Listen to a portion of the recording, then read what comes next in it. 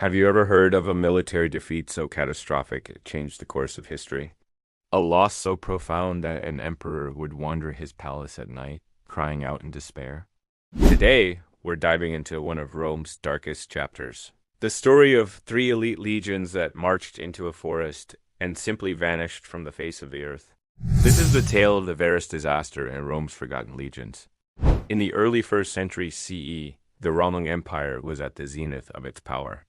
Under Emperor Augustus, its borders stretched from the sands of Syria to the shores of Britain. But there was one region that Rome just couldn't tame: Germania. A vast, intimidating expanse of dense forests, treacherous swamps, and fiercely independent tribes. For the Romans, it was the final frontier, a land they were determined to bring under the eagle's shadow. The plan was simple: push the empire's border from the Rhine River to the Elbe, effectively swallowing a massive chunk of what is now modern Germany. Leading this ambitious charge was Publius Quintilius Varus, the governor of the new province. In the autumn of 09 CE, Varus was marching with three of Rome's finest legions, the 17th, the 18th, and the 19th. These weren't just ordinary soldiers. They were the backbone of the Roman army, hardened veterans who had conquered for the empire across the known world. Accompanied by auxiliary troops and civilian followers, his column stretched for miles. Varus believed Germania was mostly pacified, a dangerous assumption that would cost him everything. His confidence was largely built on the trust he placed in a man named Arminius. Arminius was a prince of the Carusi tribe, but he was also a Roman citizen and a commander of Germanic auxiliary troops. He had served in the Roman army, learned its tactics, and understood its strengths and weaknesses. To Varus, he was a loyal ally, a bridge between Roman authority and the local tribes. But secretly, Arminius was forging a massive tribal alliance, using his insider knowledge to orchestrate the perfect trap.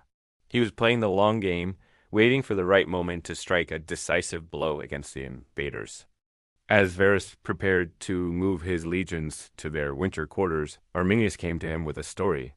He reported a minor, localized rebellion deeper in Germania, and convinced Varus to take a detour to crush it.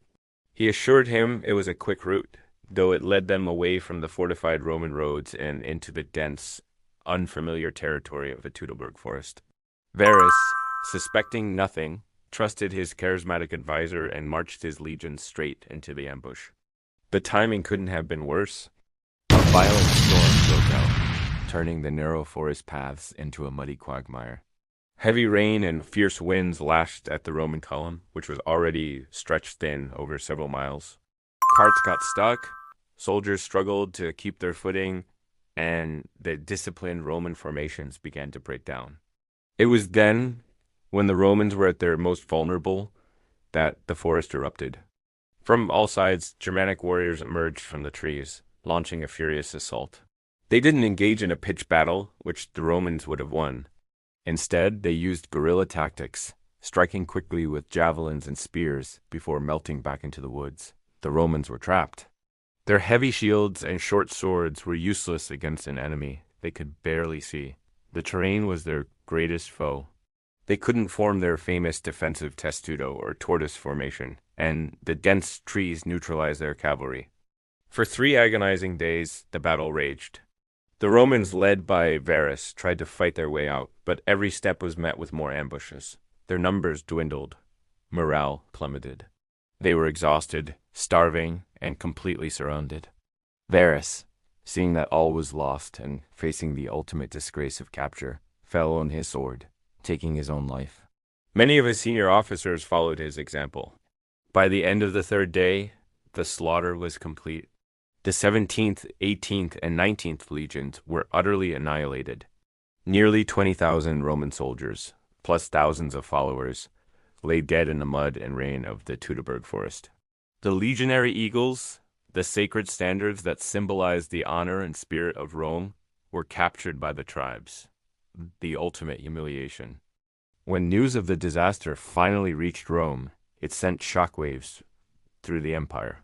This wasn't just a defeat. It was an existential crisis. The historian Suetonius wrote that Emperor Augustus was so devastated, he tore his clothes, refused to cut his hair for months and would repeatedly bang his head against the wall, screaming, Quinctilius Verus, give me back my legions. The loss was so traumatic that the legion numbers 17, 18, and 19 were retired forever. They were considered Kurt's permanent scar on the Roman military psyche. No Roman legion would ever carry those numbers again. But what happened to the few who survived? The aftermath was just as brutal as the battle. Many were taken captive. Some were sacrificed to the Germanic gods in sacred groves. Their bodies hung from trees. Others were sold into slavery, scattered across the tribal lands. Legends and rumors persisted for years about small groups of Roman survivors living far beyond the frontier, their fate a haunting mystery. The story of the lost legions became a cautionary tale whispered in barracks across the empire. The political fallout was immense. The dream of conquering Germania was shattered.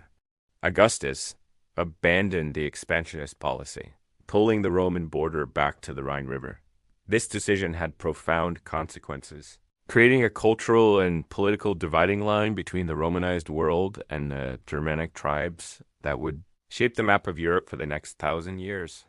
The Rhine became a heavily fortified frontier, the permanent northern limit of the empire. Rome, however, would not let such an insult go unanswered. Years later, a brilliant young general named Germanicus, the nephew of the new emperor Tiberius, launched a series of punitive campaigns into Germania. His goal wasn't to conquer, but to avenge. He led his armies deep into the heart of tribal territory, inflicting heavy defeats on Arminius and his allies. During one campaign, his soldiers stumbled upon the site of the Verus disaster. The Roman historian Tacitus gives us a chilling account of what they found: fields littered with whitening bones, shattered weapons, and the skulls of men nailed to trees. The Romans buried the remains of their fallen comrades in a great mound, a final, somber tribute to the lost legions. Germanicus even managed to recover 2 of the 3 lost legionary eagles, restoring a measure of Roman honor. But despite his victories, holding Germania was deemed impossible. Rome retreated behind the Rhine for good. For nearly 2,000 years, the exact location of the Battle of the Teutoburg Forest remained one of history's greatest mysteries. Scholars debated its location, with dozens of theories proposed. Then, in the late 1980s, an amateur archaeologist armed with a metal detector made a stunning discovery near Kalkries Hill in Germany. He found Roman coins from the time of Verus and, more importantly, lead slingshot projectiles used by Roman auxiliary troops. This sparked a massive archaeological investigation that unearthed a battlefield stretching for miles. Archaeologists found thousands of Roman military items, pieces of armor, sword hilts, nails from sandals, and even the silver-plated facial mask from a Roman cavalry officer's helmet. Crucially, they also found a defensive earthen wall built by the Germanic warriors before the ambush. The evidence was overwhelming. The long-lost battlefield had finally been found. The legacy of the lost legions endures to this day. It stands as a powerful reminder that no empire is invincible. It shows how terrain, strategy, and a determined enemy can overcome even the most powerful military machine in the world. The story of Verus, Arminius, and the 3 legions swallowed by the forest is more than just a historical event. It's a legend of betrayal, revenge, and the indomitable spirit of those who refuse to be conquered.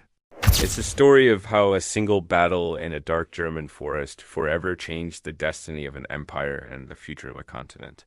Thank you so much for joining me on this journey into Rome's past.